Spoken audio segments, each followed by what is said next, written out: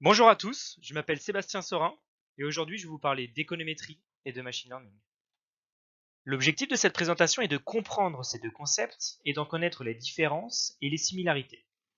Je ne vais pas rentrer dans les détails techniques, mais je laisse à votre disposition mes sources dans la bibliographie. Afin de pouvoir comparer de manière optimale le machine learning et l'économétrie, je vais commencer par les définir. Ces définitions vont me permettre de poser le contexte et vous allez voir que des différences et des similarités ressortent de ces descriptions. Je vais vous parler des rapprochements que l'on peut faire entre ces deux concepts, tels que l'utilisation de données afin de pouvoir, in fine, établir des prédictions à partir de nouveaux échantillons. Je vais ensuite montrer les distinctions qui existent entre le machine learning et l'économétrie. On verra que l'approche n'est pas la même, mais aussi que le machine learning s'appuie surtout sur des corrélations, alors que l'économétrie recherche plutôt la causalité. Je vais terminer en vous parlant de l'interprétabilité des différents modèles. Je vais maintenant rentrer dans le vif du sujet en vous définissant ces deux concepts. Lorsque l'on parle d'économétrie dans le langage de tous les jours, on le définit généralement comme des statistiques appliquées à l'économie. La définition que je vous propose ici est plus complète. L'économétrie est vue comme une mesure de phénomènes économiques basée sur la confrontation simultanée entre la théorie et les faits, au moyen de méthodes d'inférence. L'inférence statistique permet d'analyser les paramètres estimés afin de tirer des conclusions sur les vraies valeurs de ces paramètres. Ainsi, elle permet de confronter les hypothèses théoriques aux faits empiriques. Cependant, l'économétrie depuis ses débuts avec l'Econometric Society a évolué progressivement en délaissant une partie de ses fondements économiques. On pense notamment à l'apparition des séries temporelles vers les années 80-90, mais aussi au développement des méthodes non paramétriques et semi-paramétriques. Ceci est en partie dû à une perte de confiance envers les économistes. Ainsi, l'économétrie s'est quelque peu détachée de ses racines économiques. Cependant, l'économétrie standard n'a pas disparu et reste encore conséquente. La CPR, dans un rapport datant de 2018, définit le machine learning comme un ensemble d'algorithmes destinés à résoudre des problèmes et dont la performance s'améliore avec l'expérience et les données, sans intervention humaine a posteriori. Plusieurs points clés sont à retenir de cette définition. Le premier est la notion d'apprentissage. Les algorithmes se corrigent afin de pouvoir résoudre le problème initial. Un autre point important concerne l'intervention humaine. Une fois les algorithmes mis en place, c'est l'accumulation des données qui vient améliorer ses performances. Il ne s'agit pas de corriger les erreurs de la machine soi-même. Ainsi, les données en machine learning sont à la base de son fonctionnement. Le dernier point sur lequel je veux revenir est la résolution du problème. En machine learning, l'objectif principal est de le résoudre. C'est-à-dire qu'on ne cherche pas forcément à connaître la manière dont l'algorithme parvient à trouver la solution. Je parlerai ultérieurement des problèmes que cela engendre. Une distinction est à faire concernant les différents types d'apprentissage en machine learning. En ce qui concerne l'apprentissage supervisé, l'utilisateur possède des données étiquetées, c'est-à-dire qu'il détient à la fois les inputs et les outputs. D'un autre côté, l'apprentissage non supervisé est caractérisé par des données non étiquetées. Il s'agit pour la plupart du temps de tirer des informations de ces données, sans même spécifier à l'algorithme ce que l'on attend de lui. C'est le cas notamment des méthodes de réduction de dimension, comme l'analyse en composantes principales. Afin de pouvoir comparer ces deux concepts sur les mêmes bases, on prend en compte les techniques d'apprentissage supervisé, car l'économétrie utilise aussi des données étiquetées. Maintenant que les définitions sont bien en tête, je vais vous parler des similarités entre ces deux concepts. Que ce soit au sein de l'économétrie ou du machine learning, les données sont à la base de leur utilisation. En effet, sans les données, les paramètres ne peuvent pas être estimés en économétrie et l'algorithme ne peut pas être entraîné en machine learning. Afin de pouvoir mener à bien leur projet, leurs utilisateurs doivent impérativement attacher de l'importance à la qualité de leurs données. Si l'échantillon est biaisé, les prédictions faites par le modèle le seront aussi. Un autre point important concernant les données est sa quantité. Une base de données de petite taille n'est pas optimale pour travailler en économétrie et en machine learning. En économétrie, les estimations des paramètres peuvent être détériorées si la taille de l'échantillon est faible, surtout lorsque l'on utilise des propriétés asymptotiques. Ainsi, les prévisions peuvent être de mauvaise qualité. En machine learning, un algorithme apprend à partir des données. Si l'on possède peu de données, l'algorithme n'apprendra pas suffisamment et ses performances ne seront pas à la hauteur. Le machine learning et l'économétrie ont pour objectif d'effectuer des prédictions de qualité à partir de nouveaux échantillons. En suivant une règle de décision explicite ou implicite, ces modèles vont être capables de fournir une valeur prédite. Je vous ai mis sur le slide l'exemple des moindres carrés ordinaires et d'un arbre de décision. Ces deux règles sont explicites, car je suis capable de connaître les étapes qui permettent à mon modèle d'effectuer la prédiction.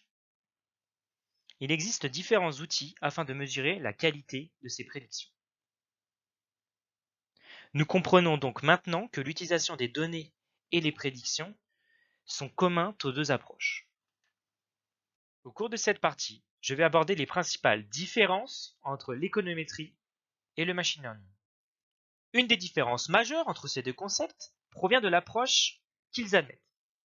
Supposons qu'il existe un modèle précis qui permet de faire le lien entre les variables explicatives x et la variable expliquée y. Ce modèle est considéré comme une boîte noire dont on ne peut pas connaître son contenu.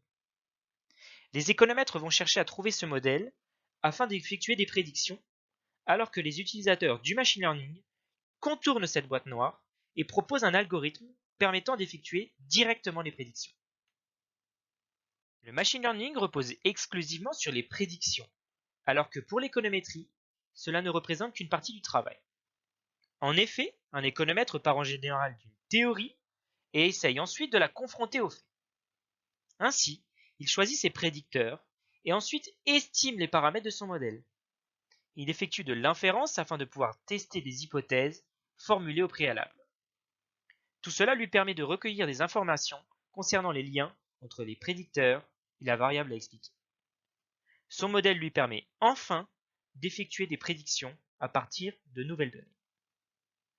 Une autre différence méthodologique repose sur le fait que le machine learning ne fait aucune hypothèse vis-à-vis de la distribution des variables des modèles, alors que ce n'est pas le cas de l'économétrie qui, dans la plupart des cas, repose sur des modèles paramétriques.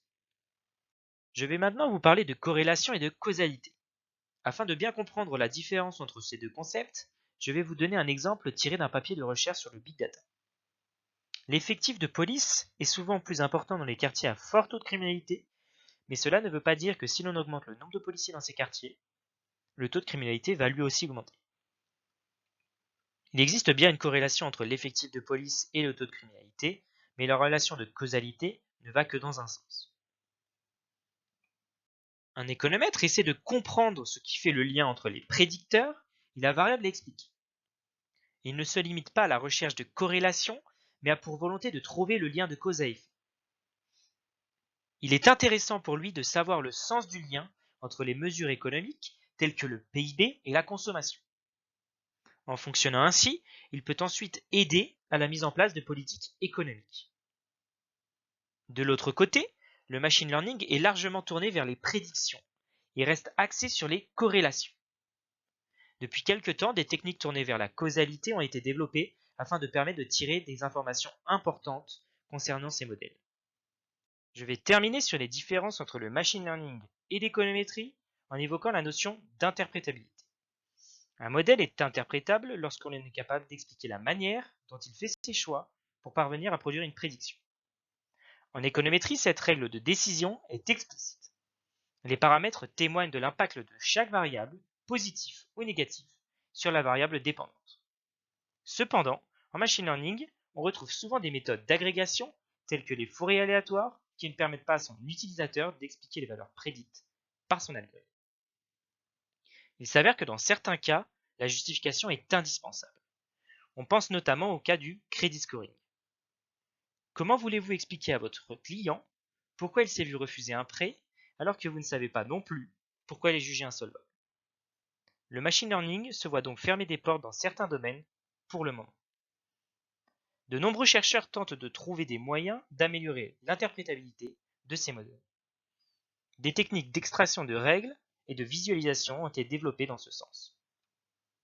Nous avons donc vu au cours de cette présentation les principales similarités et différences entre le machine learning et l'économétrie.